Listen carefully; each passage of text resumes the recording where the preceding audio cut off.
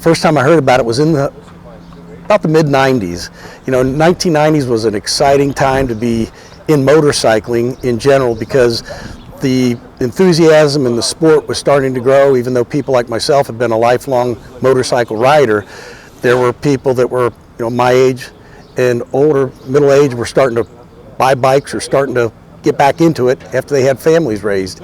And so companies like Harley-Davidson, which was the only American manufacturer, was producing and selling all the bikes they could. And I always dreamed of the days that I would be what it was like when my dad and my uncles had choices about buying an American bike back in the day, in the 40s and the 50s. And my dad owned Indians and Harleys and stuff like that. So when I started hearing that there was rumblings of other companies starting to remanufacture, like Indian and Excelsior, I'd search out and read and just gobble up anything I could find on those companies, and read about them and see where they were, and just look at their prototype designs and things like that. Being a lifelong member of American Motorcycle Association, they had several articles and updates on new upstart companies, so it was really exciting, as well as other magazines like Cycle Magazine and Cycle World.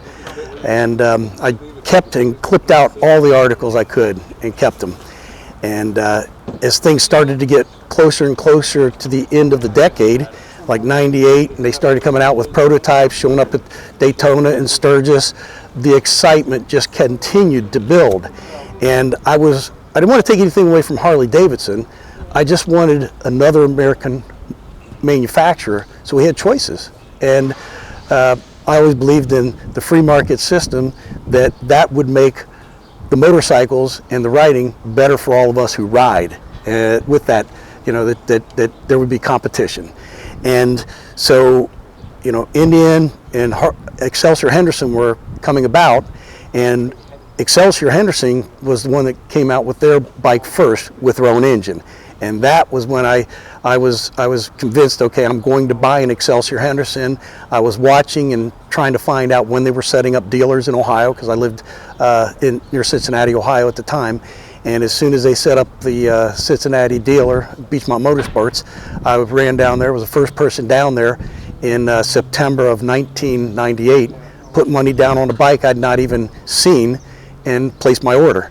And first bike that came in was the dealer bike, and of course the dealer, like many, did not sell his motorcycle, but the second bike that came in was mine, which is number 388. People ask me, why would you buy a motorcycle from a new startup company, and aren't you afraid that the company's going to go out of business? And I said, no, I'm more afraid that if they do make motorcycles, that I will not get one.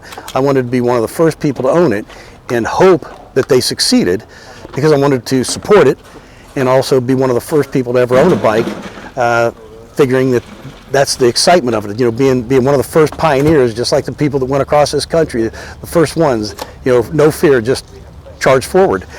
So I went down in September of 1998. I put my deposit down on the bike, and I waited 7 months for the bike to come in. My bike behind me is number 388.